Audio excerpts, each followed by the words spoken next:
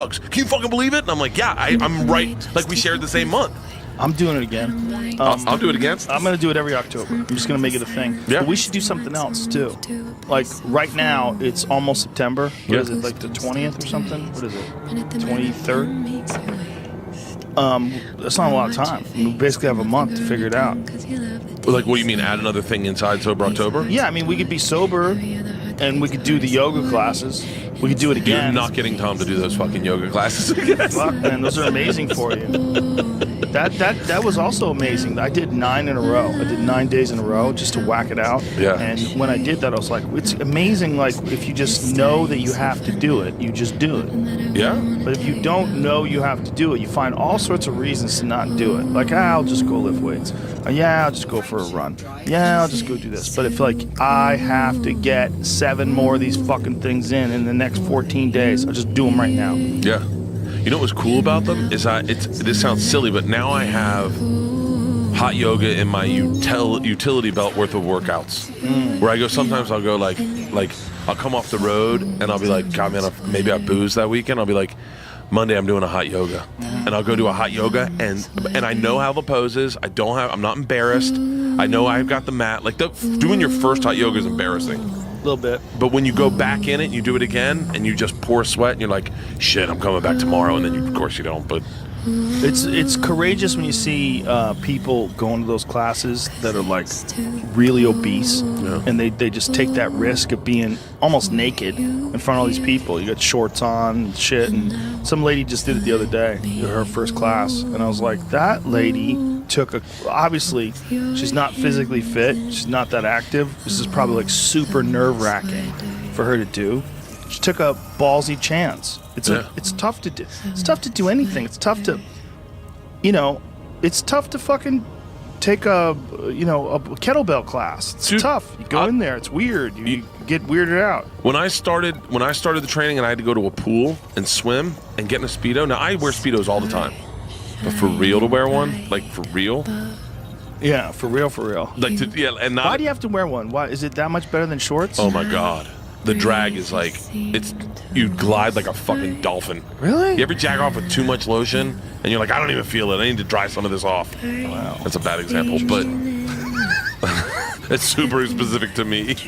But yeah. I swam in the ocean recently. I was in Italy last week, and I was swimming in the ocean. And I was realizing, like, wow, it's so much easier to swim in the ocean. Oh yeah, salt water. You float. Yeah. It's like way easier. Yeah. Not a little easier. It's like way easier. Open water swimming in salt water in like the Malibu triathlons coming up. That one's it's tough. It's a half-mile swim, but you're in a wetsuit and you're buoyant and you're in the salt water. You're also swimming near great white sharks. Yeah, I'm doing Malibu in a year.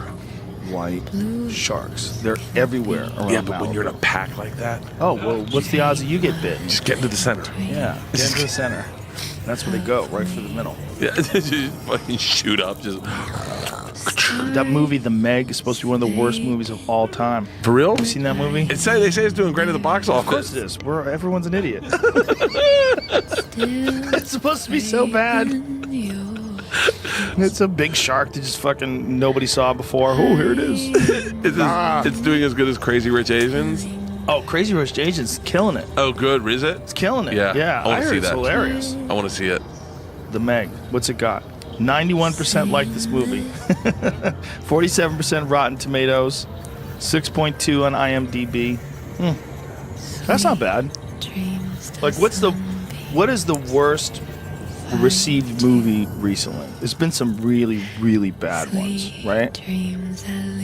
Oh, I got this. I could come up with this because I there was one that came out recently and everyone trashed it. No, well, I'm not gonna say. No. That Gotti movie didn't get like 0. Oh, the Gotti movie. That's it. Yeah, the Gotti movie. Oh, he's writing it down. Let's see. It's a movie I liked and everyone trashed. Oh. Yeah. Gotta leave that one alone. Burn that paper. Yeah. What are you gonna do? It's fucking. That's a business I don't want to get into. I don't ever want to do that. I see Tom doing it now. He's doing some movies. I'm like, yeah, good luck. It's nice to see him blowing up, but that movie thing is a trap. You get on those sets for 16 hours a day and everyone's depressed, everyone's tired, and everyone's on antidepressants. Fucking everyone. Everyone. Really? Oh my God. You ever been on a movie set, you talk to actors about what they're on? Well, you know, my Wellbutrin wasn't doing it for me, so I got on Lexapro, and I'm on Zoloft, and I really find it's really balancing me out, and I started taking this, and I started taking that, and Xanax a little here, and a little there. Like, whoa. Everyone is on something. Dude, fuck that. You go to Colombia for 8 weeks and you live in Colombia and do I know Mark Wahlberg did that Mile 22. He just lived in Colombia for 8 weeks. Fuck that. I'd much rather just do stand-up. Yeah. I wouldn't mind doing, I'm not even joking. My dream's doing what I'm doing right now. Like, I like to expand that. If I could do my own thing and expand that, that's my goal. But if you said part of the business, easily like a news radio, like an ensemble cast. That was hard too, man. I would love a multicam. Well, it's fun if everybody gets along, but you got to rely on all those other people to keep their shit together, and you know, it goes sideways. Yeah. And then on top of that, sometimes the scripts don't work, and sometimes when the show's not doing well, then you have executives that chime in. I honestly think that like what you're doing with like something's burning, like that kind of shit, that's way better, man. Like the thing you're doing with All Things Comedy, like it's cooking show. Yeah. That kind of fun shit where there's no real bosses is way better for a guy like you or a guy like me. I agree. A podcast, same kind of thing. You're never going to be able to be really authentically yourself with all these executives and producers and network notes and all that shit. They don't know what the fuck they're doing, man. They just don't. Occasionally you'll get good advice, but when something gets through with that sort of system and becomes a hit, it's almost by luck. It's almost like, wow, what are the odds? It's like a salmon making its way up a river. Yeah. Like, why would it go upriver? The fuck are you doing? This is a terrible way to go. You gotta jump over a waterfall? That is so stupid. Makes no sense. It's so dumb. Yeah. But the one that makes it and spawns, like, look, this is our system. It works. Like, okay, I guess this is it. But it's almost like that. It's like you're doing something that's like so counterintuitive. You're doing something creative and you're being judged and ordered around by people who have zero creativity. They're not funny. Yeah. If they were funny, they'd be comedians. They're not funny, but yet they're telling you what to do. And then you have to think about their notes, and you got to bring in the gay roommate and the black neighbor and the hot chick down the street that everybody wants to fuck, and everyone's like tripping over. Yeah. It's like, no thanks, man. So when we went and did that first Something's Burning, it's me, Bill, and Tom, and I walked on set and I said, I'm super difficult to work with. Just want everyone to know that. Don't anyone stop me. Don't anyone do anything. I'll let you know when we start, and I'll let you know when we're done. And they're like, okay. I said, just cover everything. Don't ever ask me to stop and do anything. Just cover everything. That's a problem when they go, stop. We're going to rewind. Say that again. What? Yep. No, get a camera on me and stay out of the picture. Just leave me alone. Yep. Like, they don't understand that every time you break that momentum, now I'm thinking about you and I'm thinking about that camera, and I have to reset again. Yeah. And we did it.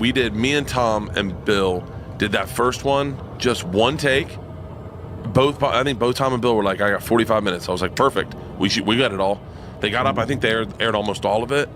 And then everyone loved it. And then Dilly and Bobby Lee came in. Same thing. I was like, no one say a thing. Dude, the best ones, Schaub and Brian Callen, to me, are my favorite. Because you see Brendan Schaub he is so fucking funny in that. He's a very funny dude. He is so fucking funny in that. That like What'd you guys cook? Oh my God, Joe. We cooked crab, but we had to kill them on air. And you have to kill them in a humane way. What? Yeah, in order to do it, you have to kill them in a humane way. What do you mean, in order to do it? In order to kill a crab legally, especially on YouTube, you got to kill it in a humane way. What? Yeah, so it's got to be within 6 seconds. Dude, I shot an elk with a bow and arrow on YouTube. You could watch an elk get shot through the heart with a bow and arrow. Don't even. You have to be careful with a crab. All I know is that the one note we got was... They didn't even have senses. Well, Brian Callen took care of all the killing. Did he? He was so fucking funny. How'd he kill it? As you start by lifting up their dick and putting it... Whoa, they have a dick? I think so. I think that's what it is. And you jam it in, and then Jam it in? What is it? The knife. Oh, well, what the fuck? How about you bring that up? Yeah. You lift up their dick and you jam it in. I'm thinking you're jamming their dick in. Where are you putting it? No, you take the knife, you lay the crab on its You back. fuck them to death, bro. You lift up the dick, you pop the knife in, and then you've got to hit the other side of it within like 6 seconds, and that's a humane death for the crab. Otherwise, they're suffering. So I show that to Brendan, and Brendan's like, no, bro, I'm definitely not fucking doing this. And Brian just goes, I'll do it. And literally, like the barber of Seville goes through and kills 20 fucking crabs like this. I made them Chiapino, and neither of them thought they'd like it, and they loved it. What's Chiapino? That's like a soup? It's like here, watch Brian. Watch soup? fucking Brian. He's definitely fucking dead. He's cut in half. Well, wait a minute. Why is that humane? Like, what a weird thing. Like, you have to kill them humanely as opposed to boiling them alive. Is that the idea? Yes, I guess. I'm not really supposed certain. to boil them alive?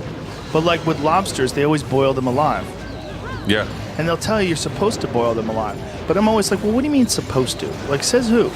Like, what happens if you don't boil them alive? Like, what magic doesn't, what magic leaves their body where they don't taste as good if you don't boil them alive?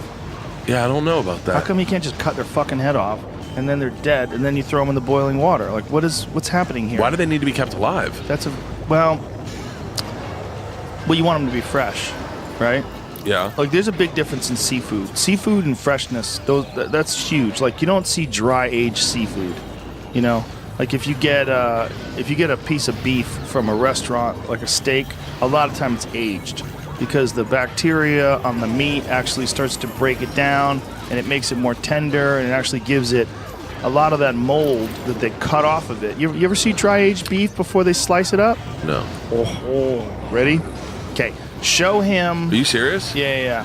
There's a guy that I follow on Instagram that was doing something insane. Like, I think they had like a 200-day dry-aged beef, which is just like, even hearing about that, you're like, what in the hell are you doing? That's what it looks like? Yes, that's what dry-aged beef look like. It looks like it's rotten, like rotten meat, and you lose some of the meat.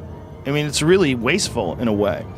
Because the outside edge, that black shit, they cut all that off. So you're losing. See if you find a video, Jamie, of trimming. Just Google trimming dry-aged beef and look up YouTube. Were you the guy that turned me on to the guy that had his own fridge and was doing it in his own fridge in his garage? Oh, yeah, I know a bunch of guys who do that. Yeah. It's like, I think he was doing it with elk, dry-aging elk maybe? Yeah, I know quite a few guys who do that. So this is dry-aged meat. So look at that. Oh, wow. Takes the outside. Look, it looks rotten, man. And he takes the outside and you cut into it, and then I guess he's going to cut all the fat off, and he's going to turn it into steaks. And what's he going to do with all that fat? That's interesting. He's throwing it in the garbage. So this fat, when is he throwing that away? So he's just got to... It seems like he's throwing that fat away. Oh, so he keeps a lot of the fat on, and the fat on top is dry-aged. So he's not losing any beef on top. He's just losing the sides. Well, yeah, you're losing the outside edges in this particular cut. But on some steaks, it depends on how long he's dry aging it, too. Like when some people go really ham with that shit, they'll, like I said, they'll dry age for hundreds of days. There's a lot of experimental stuff they're doing now where, let me find this dude on Instagram. Do you do that with elk? No, I don't. No. I gotta get you and Cam on Something's Burning. Yeah, we'll do it. I would love that. Cam can't cook, though. Dudley can. Dudley can cook his ass off. I'm the cook. I'll cook for you guys. Yeah, do you know how to cook? Yeah, I know how to reverse sear. But have you ever fucked around with wild game? I'll give you some today. And you could fuck around with it, and then if you get it right, we'll figure out a way to do it. I'll give you some recipes and stuff. But it's not that difficult, but it is... It's more tricky than beef. Beef is hard to fuck up, especially like fatty beef, because there's so much moisture, Whereas elk is basically you're basically eating a bodybuilder. Yeah. You're eating an athlete, and it's just a richer, darker meat and has very little fat in it. But if you do it right, it's fantastic. Have you had it before? I've had your ground elk. That's good. But that's hard to, like, the right way to do it is to do an elk steak. I gotta fucking set up that goddamn grill out here, but we don't know how to have proper ventilation. I got one of those Yoder pellet grills in the back there, but We don't know how to get the proper ventilation. We might need to get some sort of a permit. Put like a vent like they would do with a kitchen. God damn it, I can't find this guy's. Is it this one? No. Rare Gourmet Meats. Ooh, what does he got going on? See if you find like, just Google, try 500-day dry aged beef on YouTube. Holy shit. Yeah. These guys don't fuck around. Can I tell you one of the coolest things you turned me on to? What? Fucking Adam Greentree. Oh, he's an animal. Dude, his Insta stories, like I get bummed when I skip them. And when he's on one of those epic hunts. Yeah, no, he does not fuck around, dude. That guy, he goes out by himself. By himself? Months at a time. Extreme age steak, what does it say in there? That was 420 days? Yeah, this one's 400 on this one. Oh, go to 400. Let's see what that looks like. It probably looks terrible when they start cutting it up. See, back it up a little bit so we Oh my can god, see. I just saw this online the other day. Like I saw this and I didn't click on it. So it's real weird, man. I mean, you're basically letting it rot. And you're relying on the bacteria to not completely flourish. Like, you have to have a certain temperature. I think they keep it somewhere around like 40 degrees or something like that. And it's dry. Like, look at that. That looks terrible. That looks like a rotten piece of meat. But you're supposed to, he's gonna eat that? Yeah, they're going to eat the shit out of it. Look at that. That is so weird, dude. That's so weird. It doesn't even look red anymore. I mean, it's white. And I think that's Wagyu. How do you say it? Wagyu. Wagyu. What's the other word for that? There's another word. Oh, Kobe. Yeah. Is he eating it So raw? keep it going. Oh, sorry. So he's gonna sear it, I guess. Yeah. And then throw some time. Oh, and then he's gonna sous vide. Ah, have you ever sous vide? I have. It takes forever to sous vide eggs. Does it? Like an hour. Really? For soft-boiled eggs? Yeah, I love soft-boiled eggs. Sous vide's interesting, man, because you could have something and cook it, like, say, at 125 degrees, which is like where you want your steak to be, and you could have it in there for hours. Yeah, what you do is you take your steaks and you got to vacuum seal them, sous vide them, and then you can just let them sit. You're not going to overcook them, and then sear them. Sear them in some butter and garlic. Yeah. Or with a blowtorch. I do a blowtorch sometimes. Wow. Yeah. They have sous vide torches. Look at that. That guy's got the butter and the thyme. Oh, sweet baby. Oh, Jesus. What that are you looks doing good. here, you fuck? Look at him with his camera. Slicing it open. That's 400-day dry-aged meat. Look at him. He's having a mouthgasm. Oh. Foodies are such dorks. They just get so into it. They just get so into it, man. When you go travel, when you go to like Thailand and stuff, do you get foodie and go in and try to find something dangerous and crazy, or do you just pretty much stay? I didn't eat bugs, but I ate some really hot food. Yeah. Yeah, no bugs. They try to serve me bugs. I'm like, bitch, I hosted Fear Factor for 6 years. Get that shit out of my face. The wrong guy. Yeah, I'm just not interested in your bugs. Not only that, it doesn't gross me out at all. Like, nothing grosses me out. Like, eating bugs or anything, throw up. I remember your wife threw up in her car one time. I think I came over there and you were cleaning out your wife's car. I said, what are you doing? You were like, oh, my wife threw up all over her car, one of those green drinks. And I was like, like if you bring up, like Segura brought up throwing up the other day, just brought up throwing up, and I started gagging on his podcast. Yeah, I'm immune. I saw so many people throw up. I've seen hundreds of people throw up right in front of me. And I had to talk to them while they were puking. And this is a learned skill. Because when I first started doing the show, I would gag when I would see other people do it. I'd be like, ugh. Yeah. But then after a while, it just went away. Like, that part of me is dead. It's dead. So when my wife threw up in her car, I was like, I'll clean it. I don't give a fuck.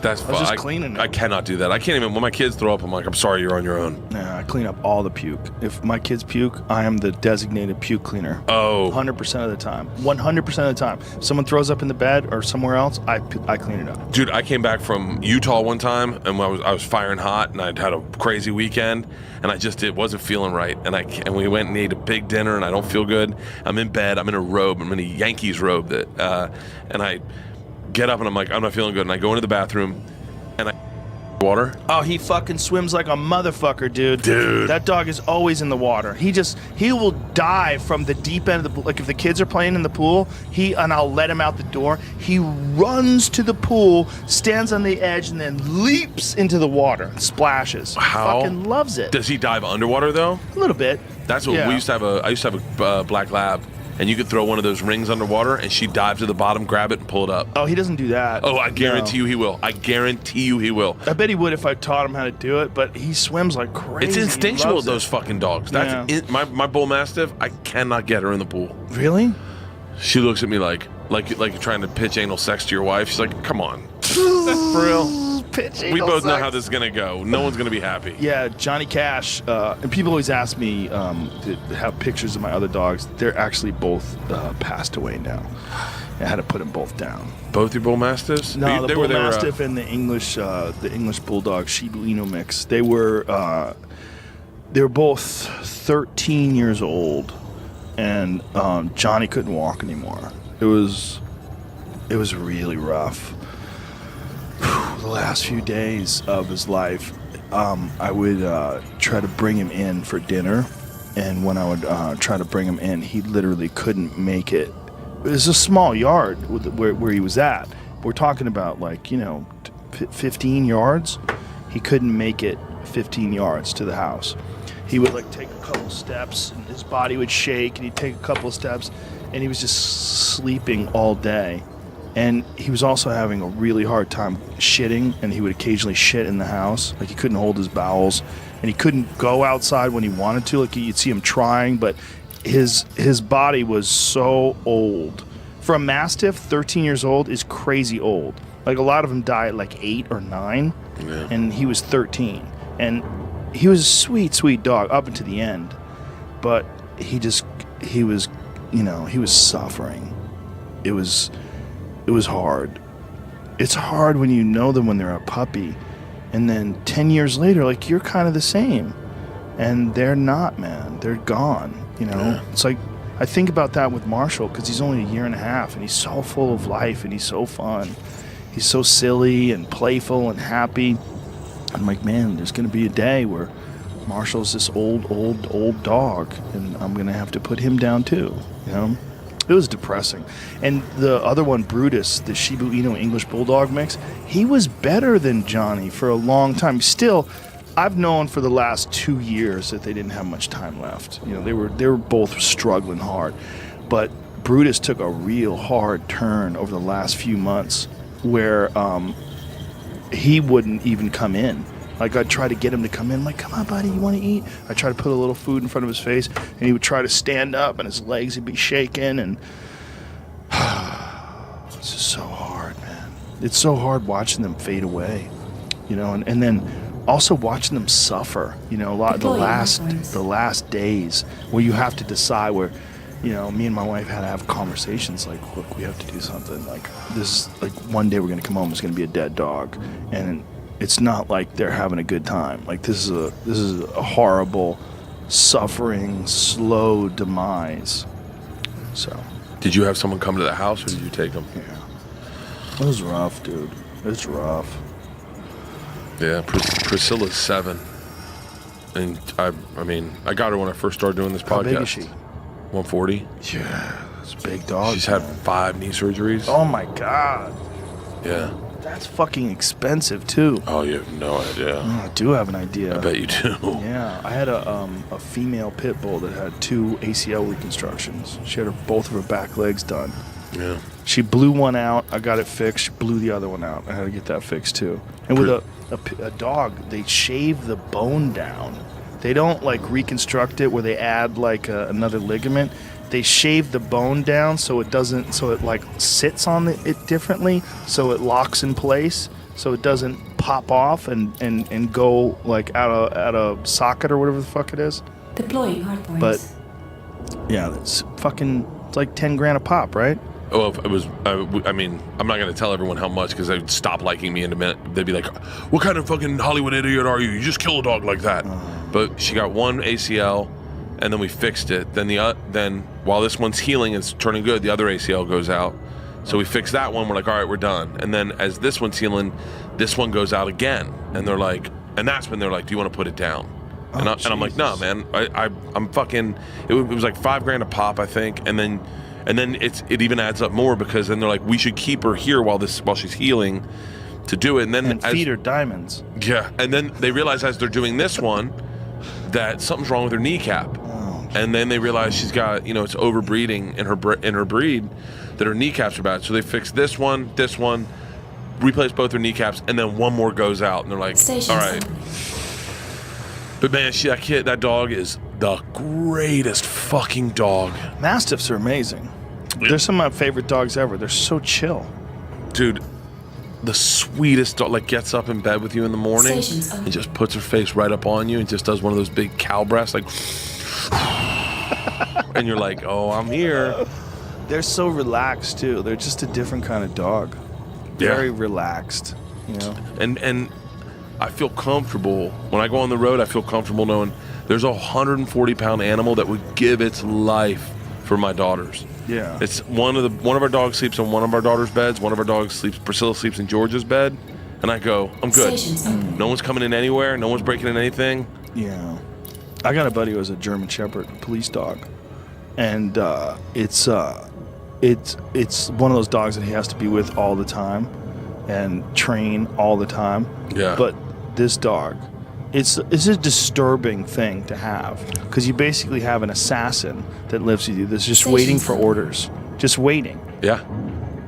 My buddy's got a German Shepherd that he hasn't quite figured out yet. Oh. And you can't work a full-time job and just leave that thing alone in the yard. You just can't. They're intense dogs. They're intense. And they're smart as fuck. So in a weird way, it's like dealing with a complicated chick.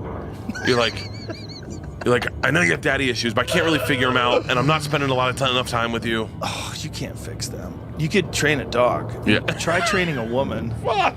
Get out of here. You can't. If you meet someone, I don't care, a woman or a man, you meet someone who's completely fucking crazy, you got to get out of there. You got to go. You can't just, I want to fix him. We know a lot of people that try to fix him. Like Brian Cowan, when I first met him, was always trying to fix these crazy girls. And I was like, dude, you got to save yourself. You got to save yourself, man. You can't fix someone. You can't. I remember the day I decided I would never fix a chick again. It was a one-night stand, and I came in like 15 seconds. and I told her, I said, hey, I came. And then I was about to say, give me a second, let me reboot, and we'll go back at it. And she was on top of me. She goes, are you fucking kidding me? And she punched the wall. She goes, you gotta learn how to fuck. You need to read a book or get online and learn how to fuck. And I gently rolled out of bed and I was like, I think you need to go home. I was like, wow. This isn't happening anymore. And then she was like, excuse me? And I was like, listen, I'm not your boyfriend and I'm not your fucking husband. And what I just saw, I'm not gonna be able to help. And she was like, and then you can see it in her eyes, like, I gotta get on a train and go to Brooklyn? She was like, and they started getting pissed. By the way, I'm in my kitchen now in New York. Condom's still on. I go to this is how tapped out I am. I go grab a beer out of the refrigerator, still naked, condom on, start drinking a beer. My roommate Weicho walks out and he's like, what the fuck? I go, I got it handled. Don't worry about it. Walk her to the fucking door. Walk her to the door. And this might be the most beautiful moment of my, walk her to the door. And she's like, are you fucking serious? Are you fucking like in my face? And she goes, you're pathetic. You're and like tries to humiliate me. And I go, listen, I fucked you and came. I won. And she looks at me and goes like this and goes like this, goes like this. And I flinch so fucking hard. I go, and we both start laughing. And she started laughing too? We both start laughing immediately. And then she just smiles and goes, it's 4 a.m. in my apartment building. And she goes, Bert Kreischer can't fuck. And starts banging on doors. I'm like, all right, this is over. Wow. Take the charge. What a good catch. Keep her number? No. Follow her on Facebook occasionally. Check in, see where she's in jail. Oh, no. You want to hear a really great story? So before I fucked her, one night, like I jacked off in front of her. Like not in a Louis way, but like we both masturbated. Not in a Louis way. Oh, poor Louis. We both masturbated in front of each other in my apartment. Like we were doing coke and like candles lit and glass of wine and she's like, I just want to like, and it was cool. It was playful, fun. And we get done and she's like, hey, just so you know, you can't tell anyone about this. And I was like, no, 'cause she knew a bunch of comics in New York. I go, I won't say a soul. I won't tell a soul. She's like, promise? I go, I swear to God. So the next day. You tell everybody. Nope. So the next day, I'm walking into the Boston Comedy Club, and Rich Voss is out smoking a cigarette. I go, what's up? And he goes, heard you jacked off in front of Jennifer last night. No. I was like, what? And he goes, me too. She needed a ride home from Brooklyn one time. Fucking Voss. Oh, that's hilarious. Yeah. Oof. God, those were the days. I loved it. Those were the days. Would you, if you could go back to one point in your stand-up career for 1 year, you got to live 1 year in your stand-up career.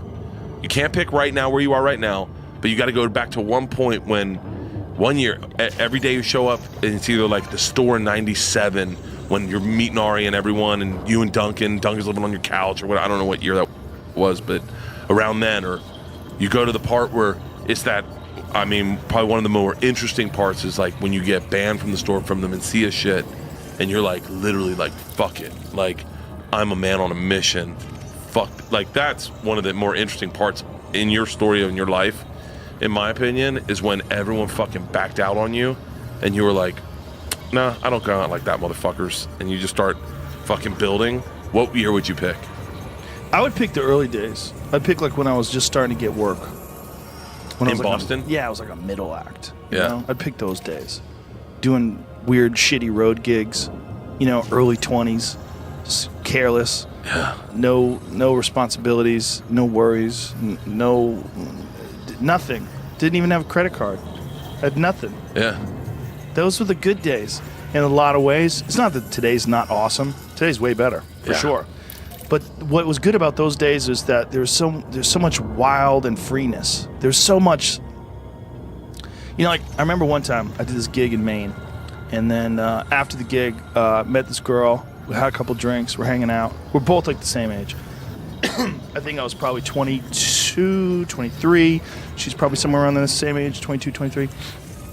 And we're just young, and it's the summertime, and we hung out, and we wound up banging in my car. I had like a Honda Accord, and we didn't even go in the back seat because there was really barely a back seat, right? We like folded down the front seat flat, and then the windows rolled down, and we're just sitting there hanging out and laughing.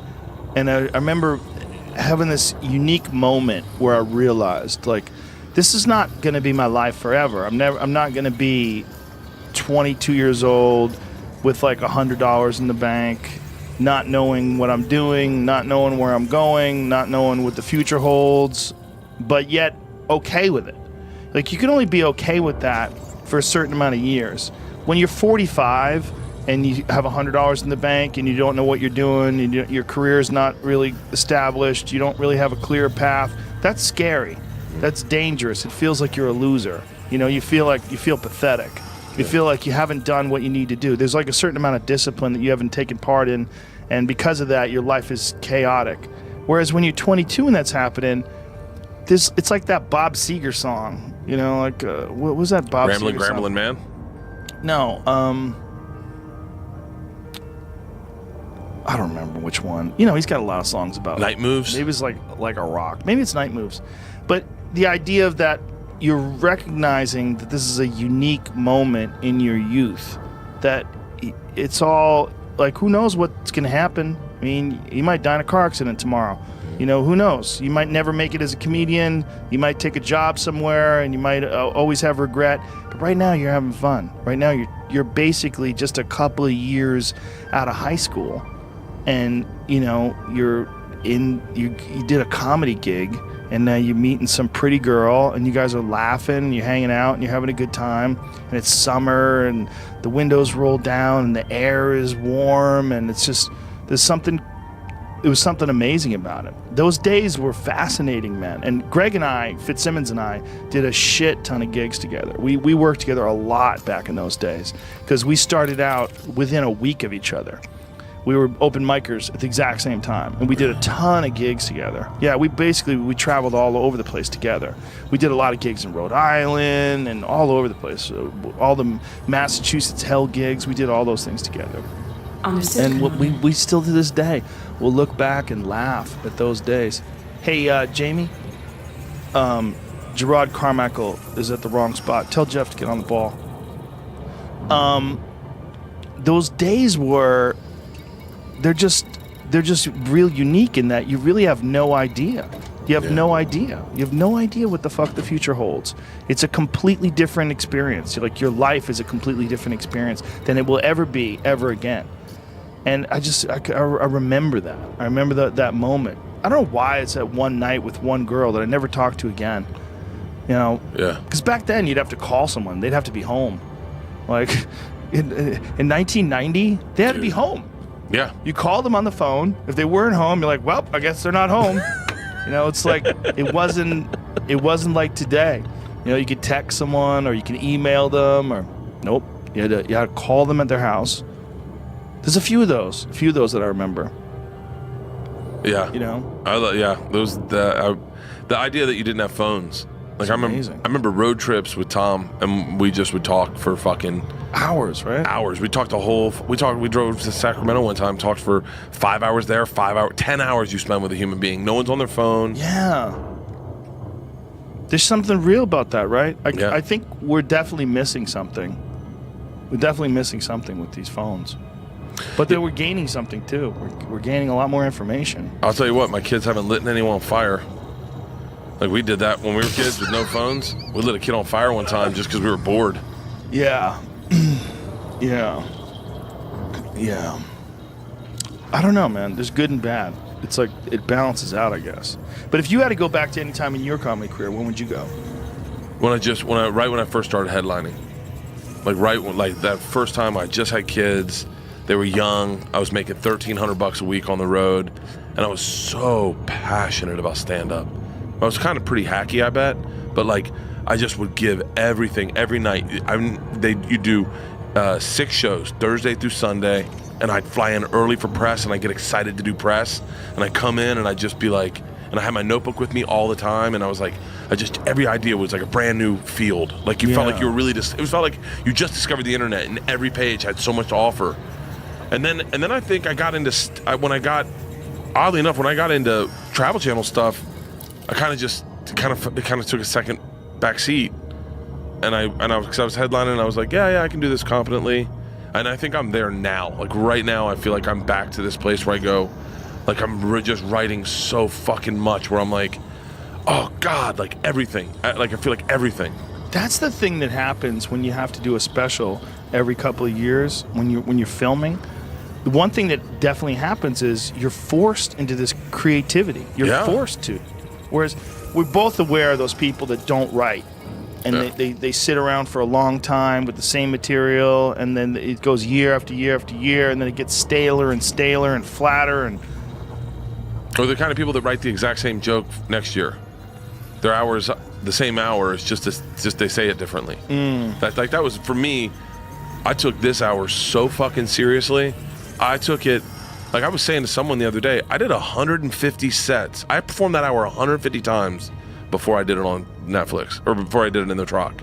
I did it 150 times. I did the math. I went, wow, man, and I rearranged it. Like that working an hour and figuring out where to place stuff and figuring out where stuff should go. I'm obsessive about that. Where'd you film? In the Trocadero. Ah, nice. 2 shows. It was nice. The second show was a dream. That's a great spot. I lowered the stage so that I'm in the audience. I put a half moon in there so it wasn't just a little plank. No smoke machine. I'd seen everyone had smoke machines. I didn't want a smoke machine.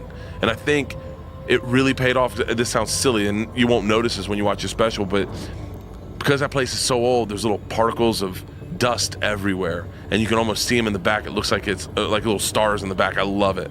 Particles of dust, really? Yeah, it looks badass. It looks fucking badass. What is your writing process like? Do you write stuff out on paper? Do you write it on a computer? How do you do it? I don't sit and longhand anything anymore because I end up losing so much. It just doesn't help. So what I do is if I see something, or if something it's usually something happens to me, and then I go, oh, that's the bit, and I'll write it in my phone, and I'll just put it in my phone, or I'll also write it in my book, because I bring my book with me on stage, and I'll go to my book and I'll see the one word thing, and I say I tell stories, and I know I'm known for telling like 12-minute stories, but like most of my stories are a little tighter now, and what I'm writing is a little tighter, so I kind of work it out on stage, mostly. But I record every set, I then go through the recordings. I writing a lot on stage, and I'll write down. I'm like, fuck, that's funny. Like even stupid, silly lines, and so that's the part where and then once I get it like that, then I record it again, and I find the parts where the silence is, or where I'm lazy, where I go, oh, I need something. I can't just go suck my dick, and that's the punchline. But yeah, I record it, I write it, but I don't longhand write it. It just doesn't work for me. So when you say you write it, like how are you writing it? You're just writing like bullet points? Yeah. So I'll write bullet points. Like I'm trying to think of okay. So like I have the joke. My best joke I'm telling right now, without a doubt, is kind of about you, but it's not about you at all. But the opening thing was just the only part I'll tell you is I went into a Starbucks and I thought I was getting recognized. And a young black kid behind the counter came up to me. He's like, dude. Like, oh my God. And I'm like, yeah. And he's like, I'm a huge fan of Joe Rogan's. And I was like, oh. And so then me and him had an interaction, and I made him laugh. And I went, oh, that was funny. So then the next day, I came back and I made him laugh again. And I went, oh, I know where this is. So then I write it out, and I figured out. And then that other interaction was so big, I realized, oh, I needed 3 of those. So then I'll punch it out, but I find the things that make it rhythmic, and the things like, for me, things that catch an audience is like I go, and then he fell down.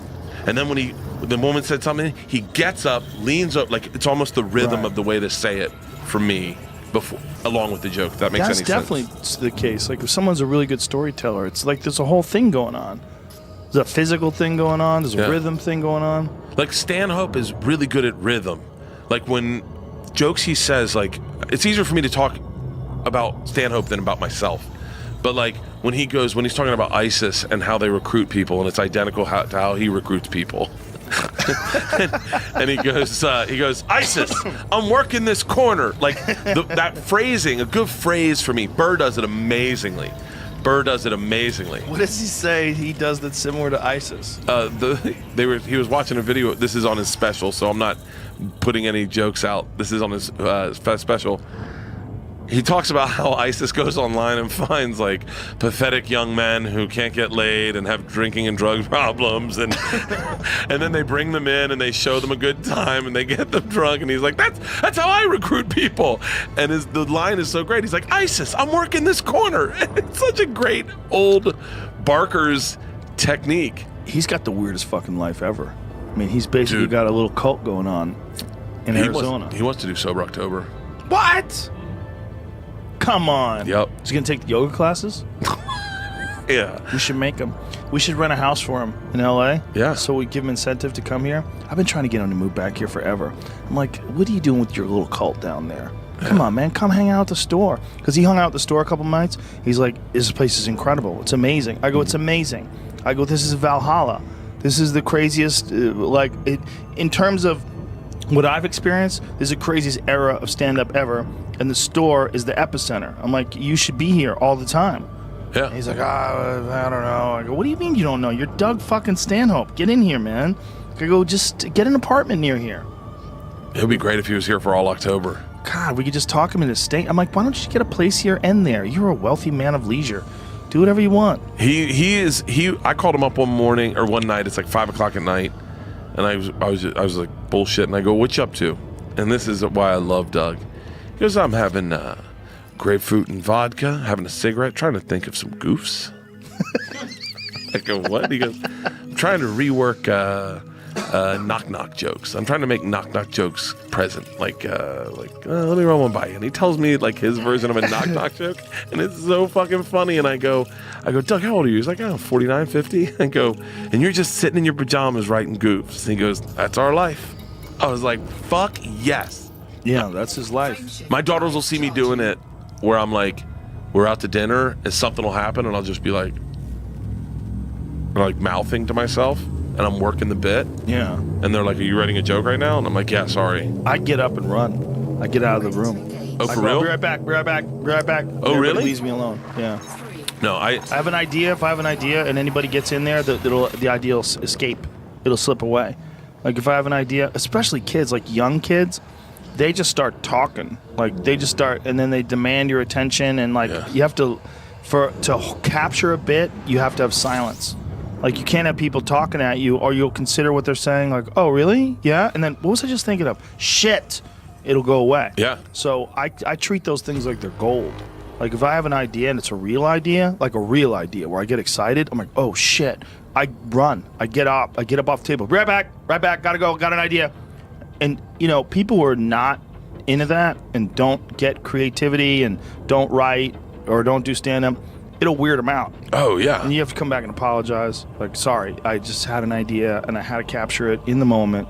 I have to write it down. Oh, and I'll show it to them on my phone. Like, look, I had to write it down. I'm a daydreamer. I literally will sit and just talk in the middle of dinner with my family and just talk something out. Just be like. So you can hold it while you're talking to them about other shit. Oh, I don't know. I tap everyone out. I tell my Uber drivers, hey, man, I'm not crazy. I'm a comic. And I just sit and I'll work a bit out like this. Like, like, I got high as fuck the other night. I got high as fuck the other night. This is before the triathlon because I wasn't smoking pot no, it was before the triathlon. I walked in and the house. I was way too high. I was coming back from the store, I guess. And I walk in the kitchen and my bull mastiff is putting away the silverware. What? Yeah. She's got elbow on the counter, putting away the silverware. Putting away the silverware? That's what I said. And she looks at me like, are you gonna fucking help? And then I realized, oh, she's eating a cake on the counter. But I was so high. And then the dog was eating a cake on the counter, like just up on with hand stabilizing and just going. Oh my God. And I started laughing so hard that my brain thought it was silverware that I was like, oh, I walked right out to the man cave. And Joe, I must have stood there.